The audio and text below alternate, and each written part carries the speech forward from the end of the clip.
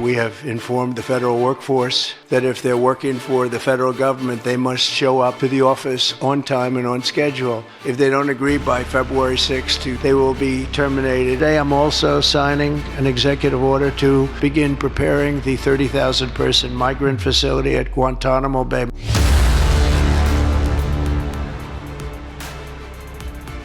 In this video today, President Trump issues an ultimatum to federal workers who are refusing to turn to in-person work. Pete Hegseth is looking to hold General Mark Milley accountable, and illegal aliens will find a new location that they will be deported to. These stories and more in this video today, but let's start with that major announcement that comes moments after President Trump signed the Lincoln-Riley Act. We have informed the federal workforce, which they've looked to do for many years, that if they're working for the federal government, they must show up to the office on time and on schedule.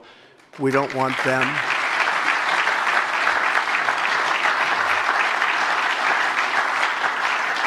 We don't want them to work from home because, as everyone knows, most of the time they're not working, they're not very productive, and it's unfair to the millions of people in the United States who are in fact working hard from job sites and not from their home. As federal employees, they must meet a high standard. They're representing our government. They're representing our country. If they don't agree by February 6th to show up back to work in their office, they will be terminated, and we will therefore be downscaling our government, which is something that the last 10 presidents have tried very hard to do but failed.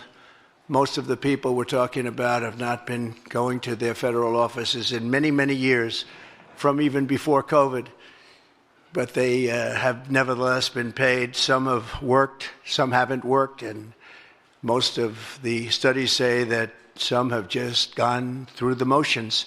Okay, so as you guys know, the media is going to label everything that Trump just said as misinformation and lies.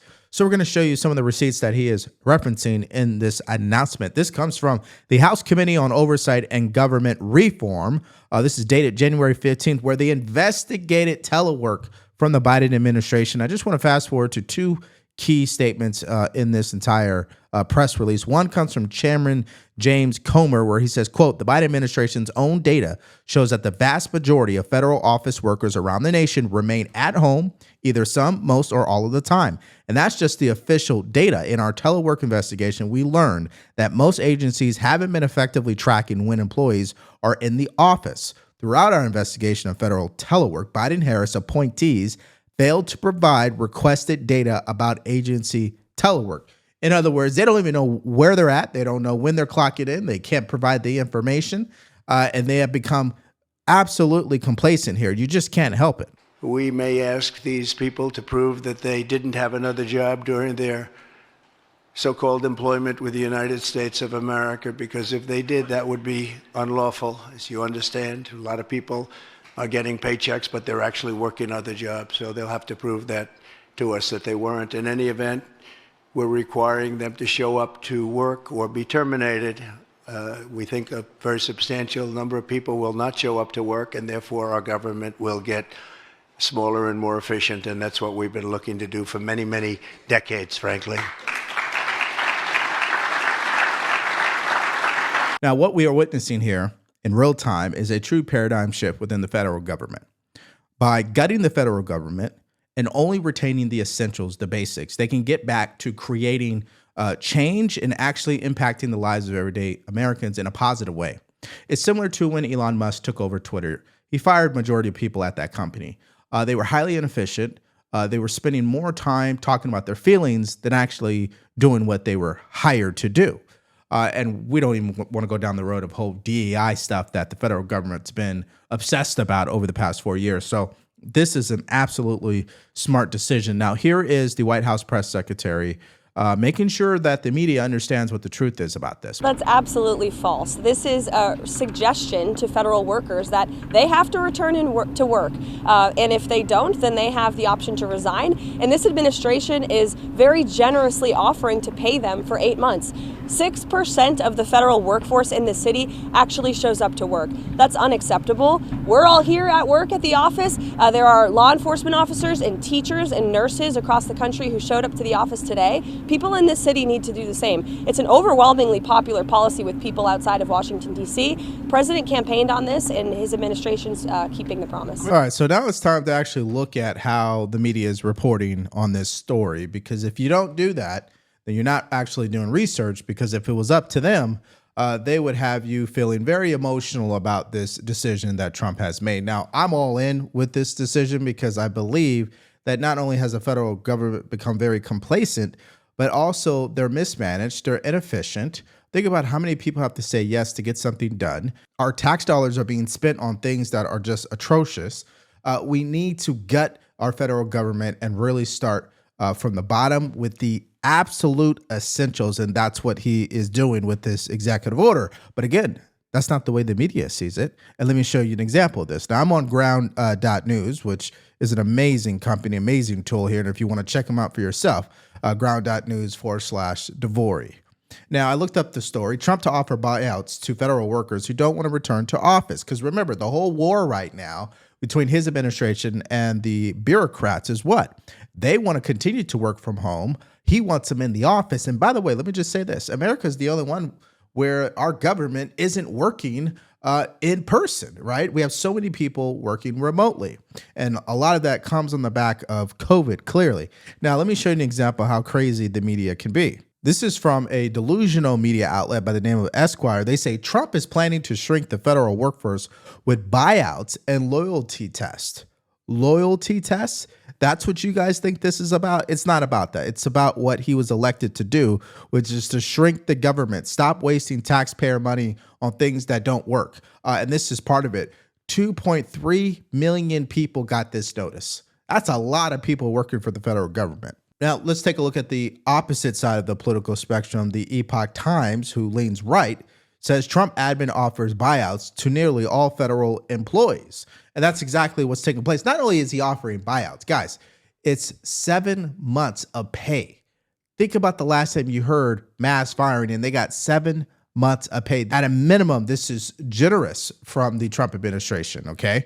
But of course, the media isn't going to talk about that. And that's why I always have to do my research, and you should too. There's times I get things wrong on this show. You guys know that. You guys always remind me in the comment section, which I appreciate. And that's why it's imperative for you to do your own research. And I think one of the best tools to help you do that is Ground News. And this is why I love Ground News, and you will too. So subscribe through my link at ground.news/Devori, or download the mobile app and use offer code Devori for 40% off the Vantage plan, which will give you unlimited access to everything that we just covered in this video. Now, me and you both know this is a common sense decision from the Trump administration. But not everybody in the media agrees with that, which I just showed you an example in the way that they're writing the articles. But let's hear Michael Strahan get embarrassed by the White House press secretary when he asked probably the most stupidest question on this issue. But is there any concern that we risk losing people with years of experience like doctors and let's say scientists? Well, most doctors who work in actual hospitals and medical institutions have to show up to the office. We know that employees are more productive and more efficient when they are working in an in-office environment, and that's what this administration expects, and I think that's what American taxpayers expect. Don't forget, it's the American people who are funding this government, and they deserve people who are actually showing up to work on their behalf. Now, the one thing that's being missed throughout this entire debate is what can the employees do if they accept this offer over the next 8 months? And you know what the answer is? They can do whatever they want. And this is why Department of Government Efficiency put this up on X. They said, answering the most common question about the deferred resignation offer, you can take the vacation you've always wanted or just watch movies and chill while receiving your full government pay and benefits. This is just hilarious, by the way. And also, Elon Musk followed up and said, clarification of what can be done while receiving full government pay and benefits for 8 months is whatever you like, including obtaining a new job. And then he also said this, worth noting that the 8-month severance offer through the end of the government fiscal year is the most that is legally allowed without Congress passing another appropriations bill. Very generous. And I totally agree. As I asked you guys earlier, when's the last time you heard someone get in an offer like that? All right, so let's go to the next major announcement he made after signing the Lincoln Riley Act, and that is Guantanamo Bay. He has instructed the Department of Defense and Homeland Security to make sure that there are 30,000 beds set up in Guantanamo Bay in order to house illegal aliens that they are deporting from this country. Hear it for yourself. Today, I'm also signing an executive order to instruct the Departments of Defense and Homeland Security to begin preparing the 30,000-person migrant facility at Guantanamo Bay. Most people don't even know about it. We have 30,000 beds in Guantanamo to detain the worst criminal illegal aliens threatening the American people. Some of them are so bad we don't even trust the countries to hold them because we don't want them coming back, so we're going to send them out to Guantanamo. This will double our capacity immediately, right? And that's a tough place to get out of. Today's signings bring us one step closer to eradicating the scourge of migrant crime in our communities once and for all. And it was just it's just an unforced error that we even have to be doing this. Now we need Congress to provide full funding for the complete and total restoration of our sovereign borders, as well as financial support to remove record numbers of illegal aliens. Again, just another common sense move here from the Trump administration. Let me explain why. Number one, instead of allowing these illegal aliens to sit here in this country, they can immediately get them out, because that was the problem with the last administration. They would find a criminal, they would arrest them, and then release them back into the community. Also, which leads me to the second thing, Trump is getting ahead of these countries who are being defiant. So some of them may drag their feet, some of them may refuse not to accept some of these illegal aliens. So instead of us playing games, going back and forth on social media and learn the hard way like the president of Colombia, we're just going to immediately get them out of this country, send them to Guantanamo Bay, and from there, they can make their way back to the country that they came from. Now, you guys know I like to show you both sides of the argument here. So listen to MSDNC and what their reaction to this announcement is. I think you'll find it funny. The only way, if you cast a wide immigration dragnet, that you're going to pull people in, if you don't actually have warrants, if you don't actually, not targeting criminals, you're just going after black and brown people. You're just looking at people and guessing that they're not from here, right? It is a problem for everybody in this country that Americans are being racially profiled and being pulled into immigration dragnets. The raid in Newark, one of the people pulled aside was an American citizen who fought in the military. When he showed them his military ID, they still tried to deport him. I mean, we're talking about a level of lawlessness, a complete disregard for the U.S. Constitution that Tom Homan, the border czar, readily embraces. He doesn't want people to know their rights. This is truly about creating a second class of citizenry in the United States. Now, there's so many things about this entire take that I find to be ridiculous, okay? Well, let's just address some facts. If ICE runs up into your restaurant because they know there are illegal aliens there, anybody in that restaurant can get detained. They don't care if you're an American citizen or not. They don't know that. So the best thing to do is to secure the people there. That's why detaining people is a thing. That doesn't mean you're under arrest. And that also doesn't mean you're going to be deported. But what the media and the Democrats will do is take that particular example, that story, and say, oh, look, they're trying to deport American citizens. Do you honestly believe Tom Homan and President Trump is going to get away with deporting American citizens? Come on now. Let's not be that extreme, because that's the same mistake that the Democratic Party has been making when it comes to President Trump, and they're going to lose every single time. But you're tasked with this. This was for DOD and DHS, according to President Trump, to begin preparing Guantanamo Bay to house some 30,000 criminal illegal immigrants. What can you tell us about this program and your role at DHS?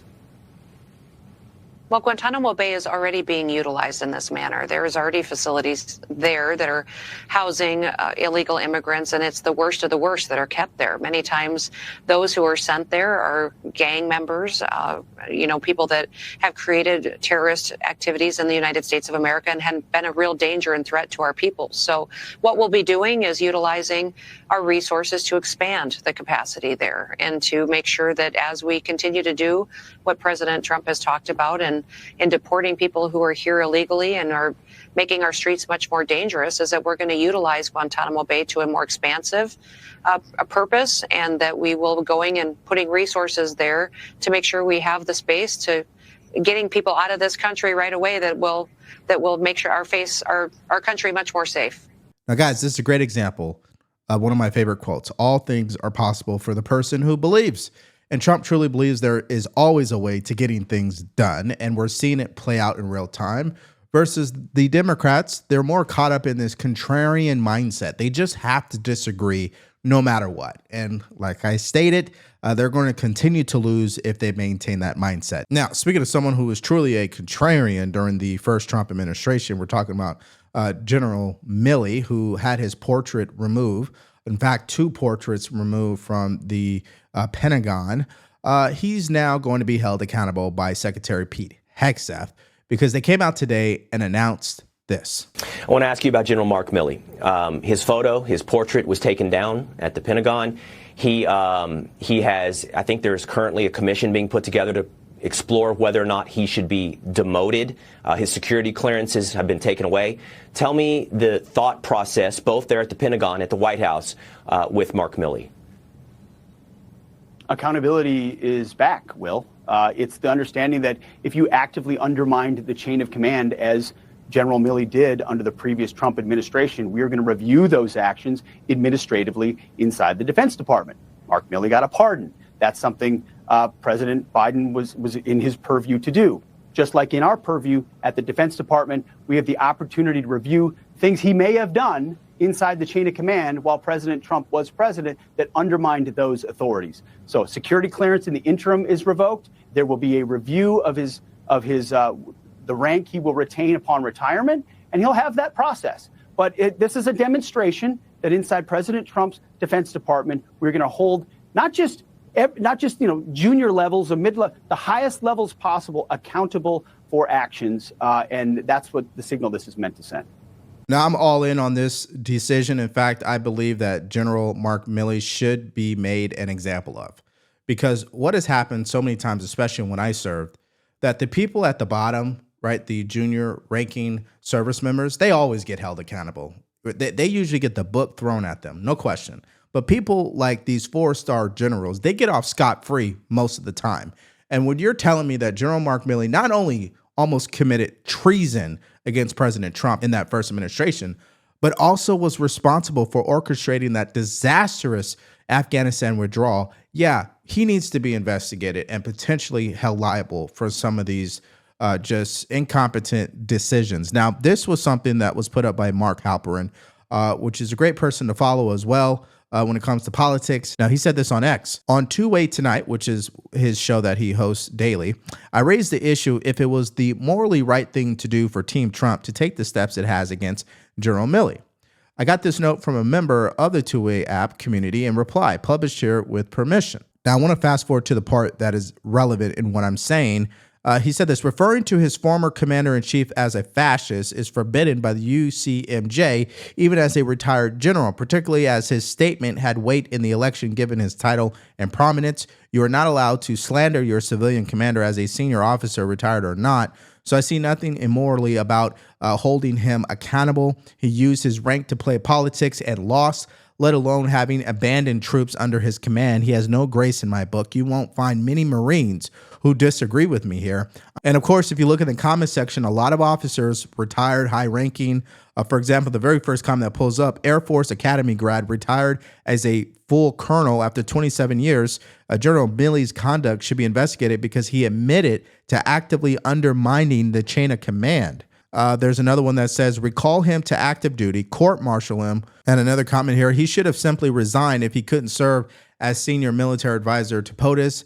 As more comes out about his role in undermining the commander-in-chief, he'll be harder to defend. I mean, there's nothing to defend at this point. Now, people on the left also had a reaction to this by stating this: the pulling down of portraits and forced erasing the past is a reminder.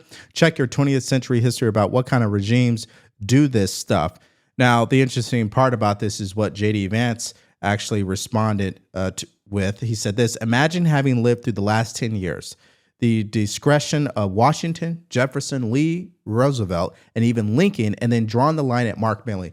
In other words, in the Pentagon, they have already removed the portraits of George Washington, Jefferson, Lee, Roosevelt, and even Abraham Lincoln, but they don't want Mark Milley's portrait removed. Make that make sense, please. Okay, so here is the opposite side to this situation. where some people are arguing that this does not make any sense because General Mark Milley's personal safety should be considered here. Hear it for yourself. Well, it's a massive betrayal of our national security. It's a betrayal of General Milley. General Milley was put in the position of our top military officer by Donald Trump, right? He served honorably. He served 44 years in the military. He is a hero. And I mean, Special Forces, 101st Airborne, 10th Mountain Division. This guy is a hero. He's an American hero. Donald Trump, less illustrious military record, even called our heroic war dead at Arlington Cemetery and in Europe, where they died for our freedom, suckers and losers. Now, that's what's going on here. And Mr. Trump is taking away a security detail that General Milley needs because General Milley carried out Trump's order. I think a very wise order to take out Qasem Soleimani, the worst terrorist in the world, the head of the Quds force in the Iran national, or the IRGC, their terrorist operation. Soleimani was one of the great sponsors of terrorists in the world, one of the worst. Milley and Bolton were part of the team under Trump who took him out. They need that security. And what's going to happen the next time? Well, the next time Trump tells someone, I think rightly, to take out a terrorist, they're going to think, well, I might be a civilian just walk into the grocery store and these terrorists could come and get me. So it's a terrible betrayal.